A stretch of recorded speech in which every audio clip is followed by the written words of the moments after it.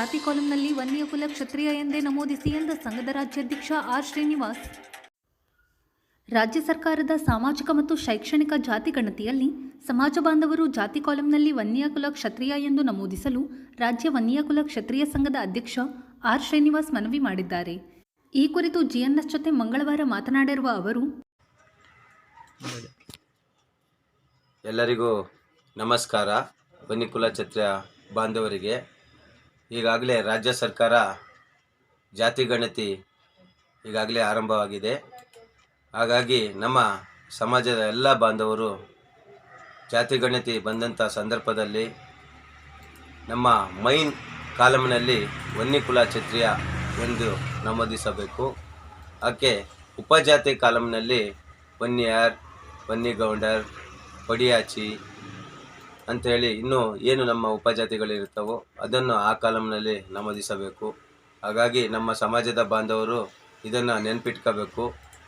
ಯಾವತ್ತೂ ನಮ್ಮ main column ಇದೆ ಅದರಲ್ಲಿ ವನ್ಯಕುಲ ಕ್ಷತ್ರಿಯ ಅಂತಲೇ ನಮೂದಿಸಬೇಕು. ಈಗಾಗಲೇ ನಾವು ಹಿಂದುಳಿದ ಆಯೋಗಕ್ಕೆ 3-4 ವರ್ಷಗಳಿಂದ ಓಡಾಡ್ತಾ ಇದ್ದೀವಿ.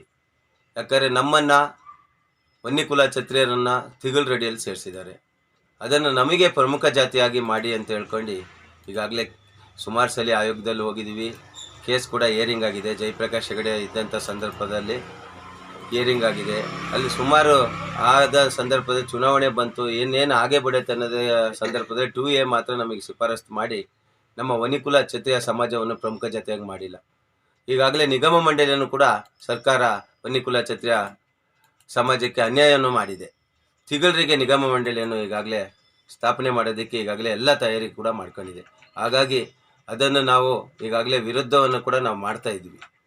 ಏನು ಹಿಂದುಳಿದ ಆಯೋಗ ಇರ್ಬೋದು, ಮುಖ್ಯಮಂತ್ರಿಗಳು ಇರ್ಬೋದು, ಹಾಗೆ ಉಪಮುಖ್ಯಮಂತ್ರಿಗಳು, ಪ್ರತಿಯೊಂದು ಎಲ್ಲ ಸರ್ಕಾರ ಮಟ್ಟದ ನಮ್ಮ ಜಾತಿಯ ಒಂದು ಏನು ನಮಗೆ ಅನ್ಯಾಯ ಆಗಿದೆ ಅದನ್ನು ಈಗಾಗಲೇ ಸರ್ಕಾರಕ್ಕೆ ನಾವು ಕೊಟ್ಟಿದ್ದೀವಿ. ಯಾಕಂದರೆ ರಾಜ್ಯದಲ್ಲಿ 30 ಲಕ್ಷಕ್ಕೂ ಹೆಚ್ಚು ಜನಸಂಖ್ಯೆ ಇದ್ದೀವಿ. ಎಲ್ಲ ಜಿಲ್ಲೆಗಳಲ್ಲಿ ನಾವು ಶಿವಮೊಗ್ಗ ಜಿಲ್ಲೆಯಲ್ಲಿ 2 ಲಕ್ಷಕ್ಕಿಂತ ಹೆಚ್ಚು ಜನಸಂಖ್ಯೆ ಇದ್ದೀವಿ. ಹಾಗಾಗಿ ನಮಗೆ ತುಂಬ ಅನ್ಯಾಯ ಆಗಿದೆ. ಯಾಕಂದರೆ ಇವತ್ತು ರಿಸರ್ವೇಷನ್ನು ನಮಗೇನಾಗಿದೆ, ವನ್ಯಕುಲ ಕ್ಷತ್ರಿಯ ಅಂತ ಆದರೆ ನಾವೆಲ್ಲ 2Aಗೆ ಬಂದುಬಿಡ್ತೀವಿ. ಹಾಗಾಗಿ ಕೆಲವರು ಈಗಾಗಲೇ ನಮಗೆ 4% ಮಾತ್ರ ರಿಸರ್ವೇಷನ್ ಸಿಗ್ತಾಯಿದೆ. ಕೆಲವೊಂದೆಲ್ಲ ಏನು ಗೌಂಡರ್ ಅಂತೆಲ್ಲ ಕೊಟ್ಟಿದ್ದಾರೆ, 4% ಮಾತ್ರ ಸಿಗ್ತಾಯಿದೆ. ಹಾಗಾಗಿ ನಮಗೆ ಸರ್ಕಾರ ಈ ಕೂಡಲೇ ಅದನ್ನು ಸರಿಪಡಿಸಿ ಕೊಡಬೇಕು. ನಮಗೆ ಯಾವುದೇ ರೀತಿ ಸರ್ಕಾರದಿಂದ ನಿವೇಶನ ಆಗಲಿ, ಸಮುದಾಯ ಭವನ ಕಟ್ಟಕ್ಕಾಗಲಿ, ಎಜುಕೇಷನ್ ಸ್ಕೂಲಿಗಾಗಲಿ, ಯಾವುದೇ ನಮ್ಮ ದೇವಸ್ಥಾನಗಳಿಗಾಗಲಿ ಯಾವುದೇ ರೀತಿ ಸರ್ಕಾರ ಸೌಲಭ್ಯ ಸಿಗ್ತಾ ಇಲ್ಲ.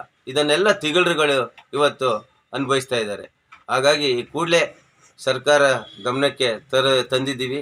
ಈ ಜಾತಿ ಗಣತಿ ಏನು ಮಾಡ್ತಾ ಇದ್ದಾರೆ, ಸರ್ಕಾರ ನಮ್ಮ ಸಮುದಾಯಕ್ಕೆ ಆಗಿರುವಂಥ ಅನ್ಯಾಯವನ್ನು ಸರಿಪಡಿಸಿ ಕೊಡಬೇಕು ಕೂಡಲೇ.